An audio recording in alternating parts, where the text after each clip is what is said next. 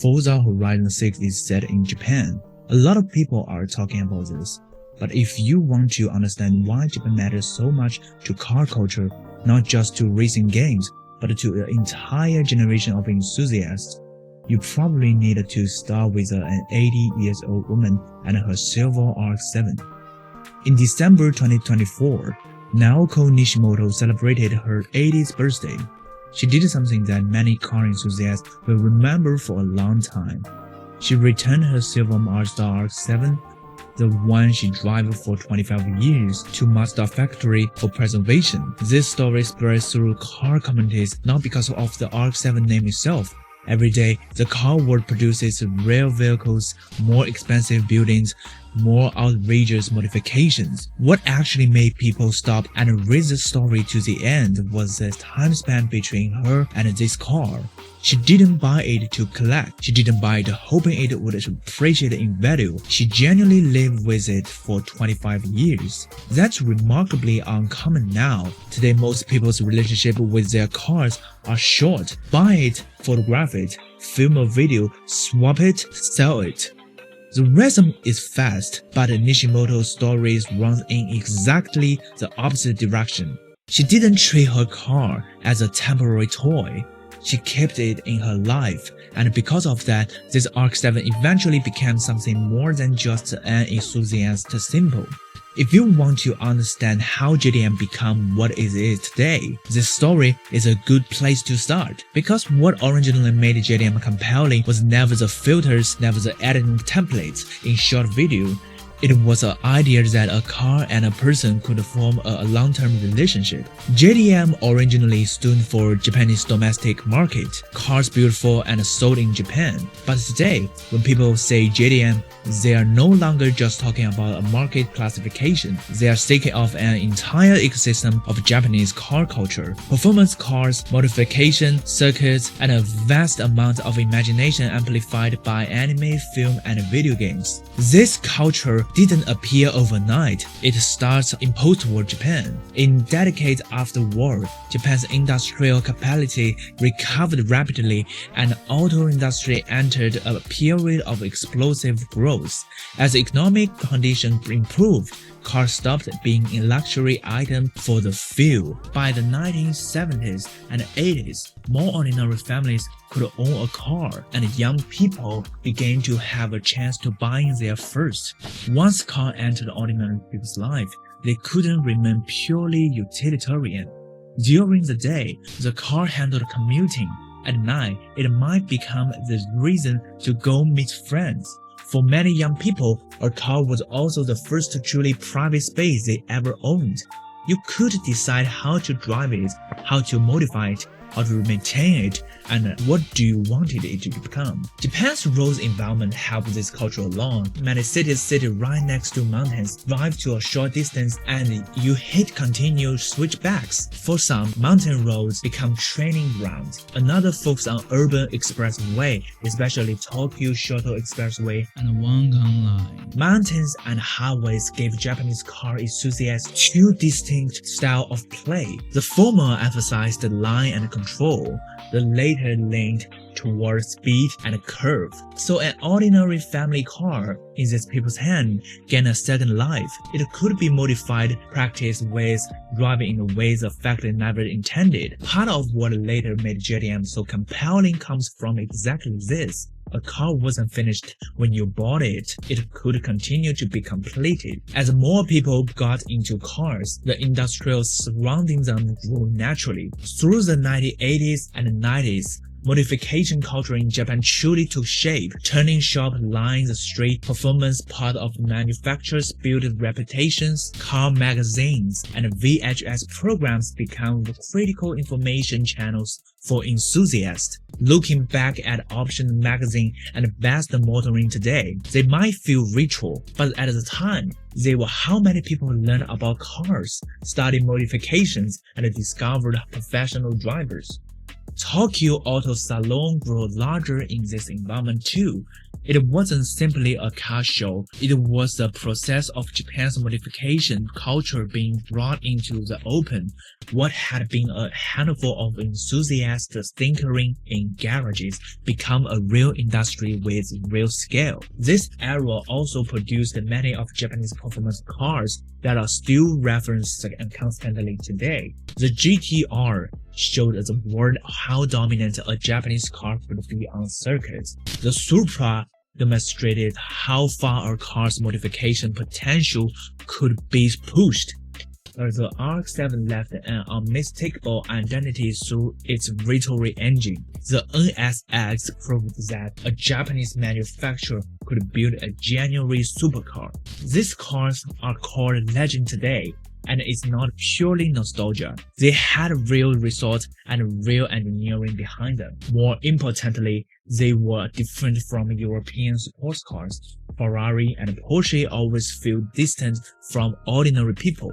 But many Japanese performance cars at least made you feel that with enough efforts, you might one day reach them. That thing of distance matters. JDM's appeal to young people was never about a prestigious brand. It was, can I slowly turn a car into something that's mine? It emphasized the process over stats. The R32 GTR is a textbook example. It dominated Japan's Group A touring car races and performed so well in Australia that local media nicknamed it Godzilla. The name followed the GTR around the world. Circuit results proved Japanese engineering capability. Drifting culture then transformed that capability into something far easier to watch and share. Drivers battling on mountain roads eventually evolved into organized events like D1 Grand Prix. Figures like Kenshi Tsukiya went from being drivers to becoming an icon for an entire generation of young enthusiasts. By the point, JDM had a complete foundation within Japan. It had its own cars, its own road environments, a modification industry, motorsports event, and personalities.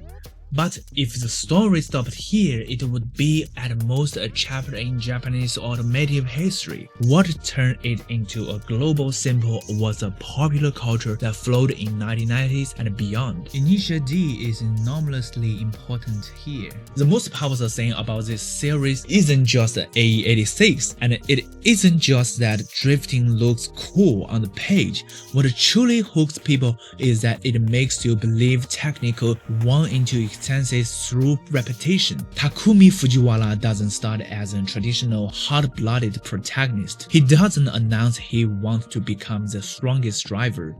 He doesn't race because of the dream. He just drives his father's AE86 down the mountain every morning before dawn to deliver tofu. But he repeated it too many times, repeated it until his body memorized the road, the braking point, the limit of the car. This setup is more convincing than typical genius narrative. Takumi's strength isn't something that awakens suddenly, it's something worn into existence by daily driving. This also explains why so many people love AE86. On paper, it's not the strongest car. By all logic, it shouldn't be the opponent it faces, but Initial D read it as a car that grows alongside its driver. You are not watching a car dominate, you are watching a person slowly drive a car past the point of reason. And one midnight takes a different path. Akio Asakura's Devil Z isn't the kind of car that accompanies a young man's growth. It's more like a dangerous obsession. Previous owners are involved in accidents because of this car. He knows something is wrong with it, but he keeps driving. So the distinction between Initial D and One Night Midnight is clear. One is about technique born from long repetition. The other is about desire that adults can't escape. Their settings are different. The character states of mind are different, but both make the audience understand one thing. Cars in those stories aren't props. They affect people and they are changed by people. Nishimoto's RX-7 fits within this same framework. She originally became interested in the RX-7 after seeing Ryosuke Takahashi drive one in Initial D. She then bought her own. For her, this wasn't simply purchasing a sports car, it was bringing something that belonged to a fictional world into her real life. Soon, this scene began influencing Hollywood. The Fast and the Furious Tokyo Drift has always had a complicated reputation among cars enthusiasts. Is it realistic? Definitely not. The drift physics don't hold up in many places and the plot is absurd. An American high school kid goes to Tokyo and becomes a drift master in a few months. Think about that for even a second and it falls apart. But the film did accomplish one thing. It made many ordinary viewers realize for the first time that Japanese car culture could be presented this way. Before this, many Western audiences weren't necessarily familiar with RX-7, Sylvia, or Evo. The film placed these cars against Tokyo's streetscapes and turned them into an easily remembered visual experience. Many viewers might not have been able to explain exactly what made this car special after watching, but they remembered the feeling that how popular culture works sometimes. It doesn't deliver the full history, it makes you interested fast. The character Han is also crucial. He's not someone constantly proving how impressive he is. His quiet drive smoothly, doesn't panic when things go wrong. What makes this character most compelling is how relaxed he is. In the Hollywood context of the time, this was actually unusual. Many Asian characters were either martial arts props or the tech nerd who fixed computers. He wasn't comic relief. He wasn't a functional side character. He has his own presence. That's why audience never let him go. Even after the plot killed him off, the franchise found ways to bring him back. This tells you the character truly stuck, and the RX-7 he drove become for many people their first impression of JDM. Video games are another arguably even larger transmission pathway. Many people could never actually touch a GTR as a kid, let alone buy an RX-7. But they could drive these cars in GT7. You could park one in your virtual garage and run lap after lap. Many model names were memorized by players purely through this. Need for Speed.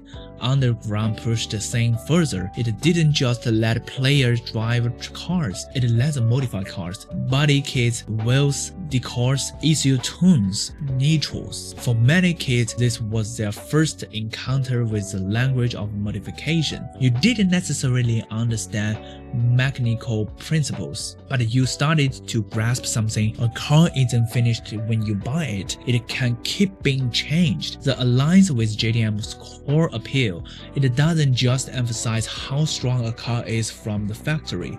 It emphasizes what a car can become in players' or owner's hand.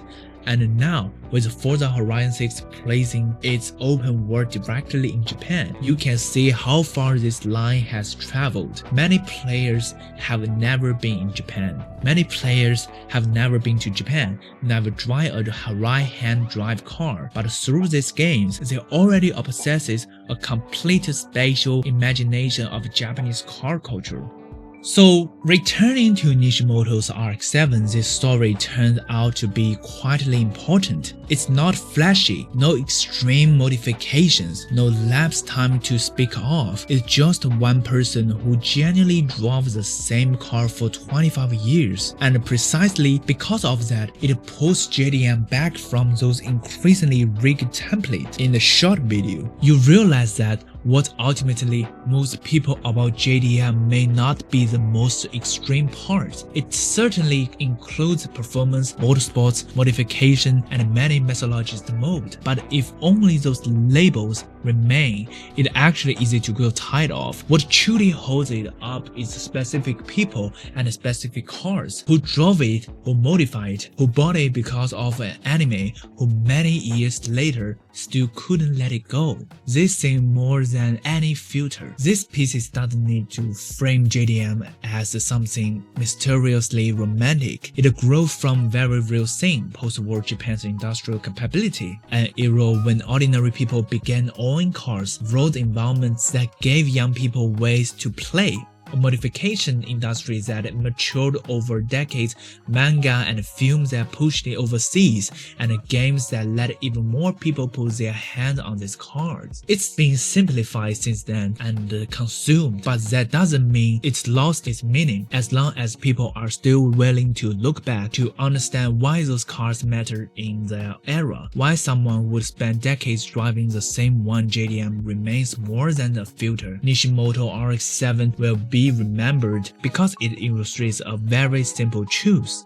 The most moving thing about car culture isn't necessarily found in most expensive, the fattest, or the rarest. It's found where someone genuinely willing to spend their time on a single car that's more convincing than any editing could ever be.